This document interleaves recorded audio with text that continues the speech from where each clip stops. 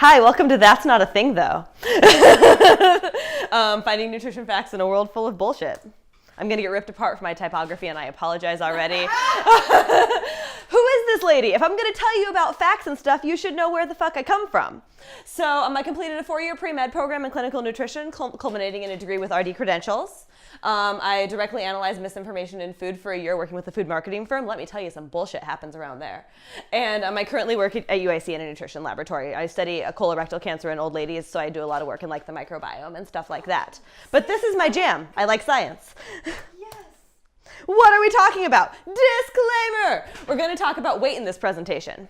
Weight does not equal health. This presentation, we're going to talk about ways to find the bullshit in nutritional information, and I want to dive deeper into that aspect of it, but that is going to be a topic that we're going to touch a little tiny bit. Anyway, so we're going to talk about quick claims, marketing labels, and cleanses/superfoods. Away! Things that are not a thing. Instant gratification. This is for real. I found it on the internet, and people were saying it was a good thing.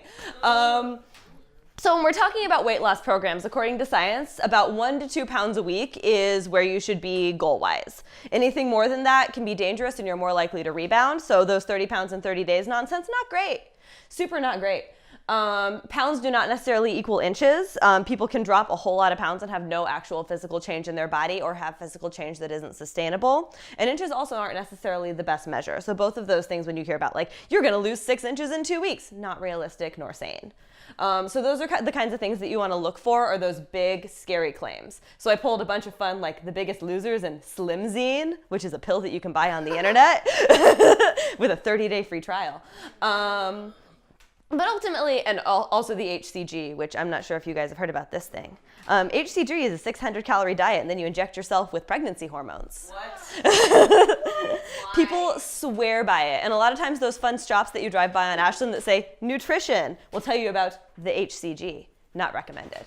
But essentially any of these things that have these high goal, high status, 36 days, 3 weeks, a month goals are not sustainable. And what tends to happen is you drop real fast and you feel really good, but because it's not a sustainable change, like you're not gonna never eat carbohydrates again because chocolate cake. And you're not gonna never eat fat again because cheese fries. So we analyze these things and we know that these are not sustainable changes, but we make that drop anyway. We're like, yeah, my body, but then because I haven't had cheese fries in 3 weeks, next time I see one, I'm going to eat all of the cheese fries. And then you build it back up because now you've given yourself permission to eat all of the cheese fries. And more often than not in research, you find that people who do these crash fad diets end up having gained more 3 months later than they were at previously. Oh, that sucks. So that's why instant gratification is not a thing. Words, they have meaning, except when they don't. And in nutrition, a lot of times, they don't have meanings. So this over here is 100% natural. The word natural in nutrition does not have a meaning. You can put that shit on anything. So I present to you all natural peppermint flavored marshmallows. Did they come from the marshmallow tree? Did I pick them from the ground? This shit is not real. But it will tell you that it is all natural. It's also non-GMO. So you can get all of your non-GMO, all-natural marshmallow life on. But it's not regulated by the FDA in any way. So natural is just a sticker that people put on to sell you more food. I really like to talk about marshmallows because they like to brand them with nonsense things. So these marshmallows are naturally fat-free because they're marshmallows. They're sugar. There is no fat in sugar that is turned into a marshmallow. They also happen to be gluten-free marshmallows. There is no wheat in marshmallows. Tangent! Maybe your marshmallow.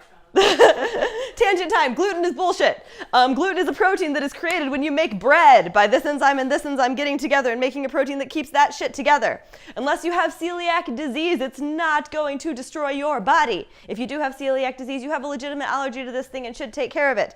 If you are eating gluten-free bread because you believe it is healthier for you, you are giving money to the xylitol corporations. And that is about it. You are still eating bread. Sometimes it's actually higher in fat and higher in sugar than regular bread because they have to compensate for all the flavor they took out of it to make it gluten-free. And now it is packed full of sugar and nasty. So don't do that shit. A lot of times people who lose weight by going on a gluten-free diet do it because they are no longer eating a loaf of French bread at dinner.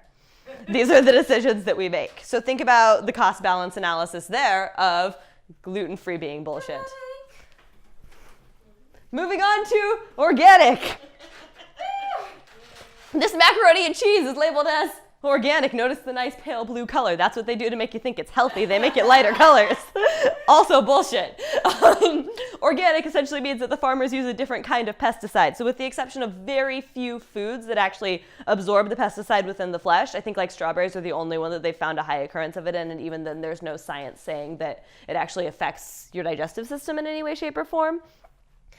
It's mostly just a different pesticide and a scheme to make the government a whole fuck ton of money because those farmers have to pay them a lot of money to get this cute little certification here that you see on the macaroni and cheese. And finally, I just wanted to talk about this really fun thing, which is the Palm versus Minute Maid battle. Because after Palm got sued for claiming that the pomegranate juice would make your brain work better, they turned around and sued Minute Maid because Minute Maid claimed they made pomegranate juice that had, there's a little tiny dot down here, that's how much pomegranate juice was in that pomegranate juice. Labels are bullshit. Drink more. Cleanse me with your superfoods! Oh my god, yes! Yes! That's a liver. His job is to cleanse. This is Superman. He's not coming to save you. So these are legit things that I found on the internet. This was a review of acai berries that tells you all the great things they're going to do for you. Like they're how an aphrodisiac and a brain booster and a great weapon against premature aging, cancer, and unexplained fatigue. So they're berries. Berries have antioxidants. If you eat a lot of Big Macs and then you eat some berries, you might feel a little bit better. But it's not going to do all these superb things to you in any way, shape, or form that they would, other than maybe if you had some blueberries or some raspberries or some blackberries. And none of them are going to cure cancer. However, people of the acai berries have found that they can convince people that they're super great, and they will tell you that all the time. They're about to get sued too. Moving on to cleanses. Do not do the fucking master cleanse. You will die and be cranky and no one will like you. Yes. Yes. That's why she's wearing that sweater. You will turn into this guy and be cranky and still no one would like you. No, but for real, like people on the Master Cleanse are terrible human beings. And this guy talks to you a lot about, the reviews will tell you about like how you'll take some supplements and you'll feel super energized and you'll feel better.